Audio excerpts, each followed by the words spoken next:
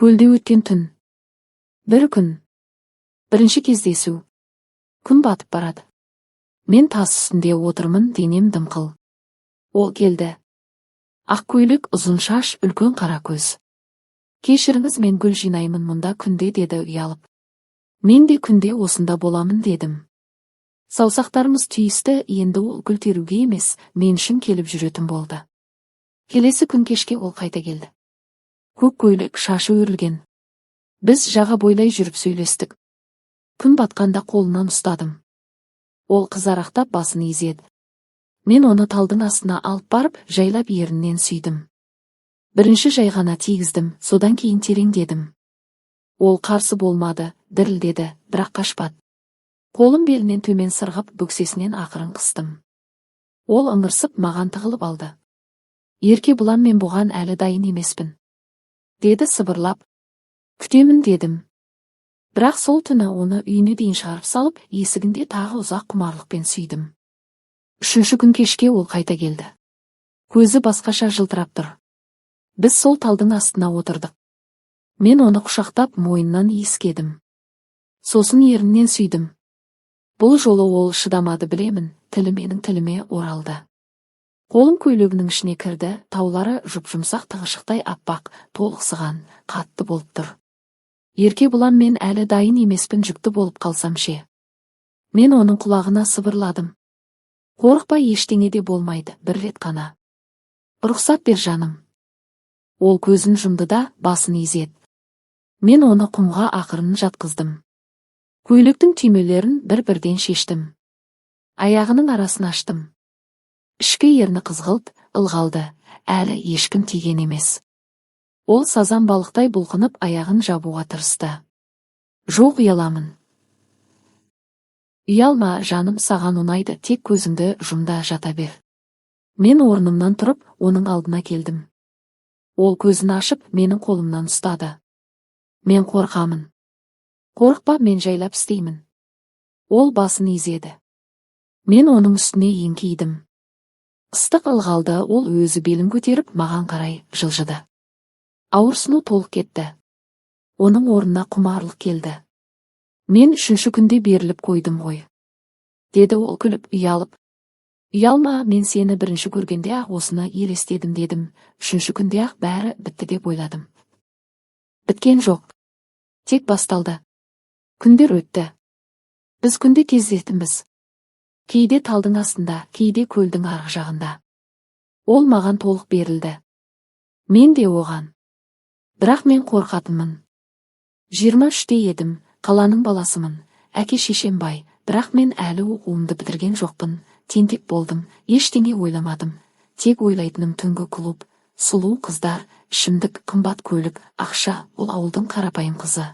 Пәк еді. Жасы 18-не енді келген, мені көріп есін жоғалтып, бәрін берді. Мен оны бақытты етемін деп ойладым. Бір айдан кейін ол кешке келмеді. Екінші күні келді, көзі сіңкі. Менің аяғым ауыр, деді. Мен қатып қалдым. Рас па? Рас. Сол күні мен қорқып кеттім. Айжан, мен әлі дайын емеспін.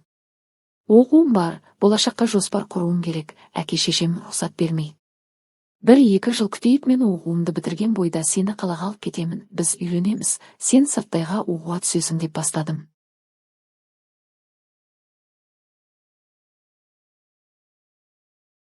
Ол менің көзіме қарап. Мен саған пәктігімді сыйладым. Сен маған мәңгі дедің.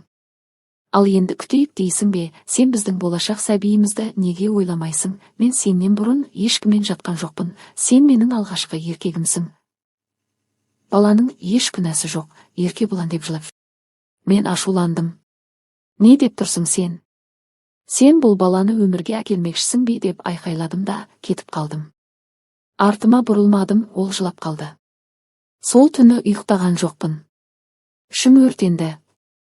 3 күннен кейін оның ағасы мен 2 досы мені тауып алды да ауылға алып келді. Әкесі тұр. Айжан жылап отыр. Әкесі болса оған, үніңді шығарма, ел жұртқа жаман атақ жаймай тұрғанда, бұл үйден мынанауыңды алда, қараңды батыр. Айтқаным айтқан. Анасы 2 ортада.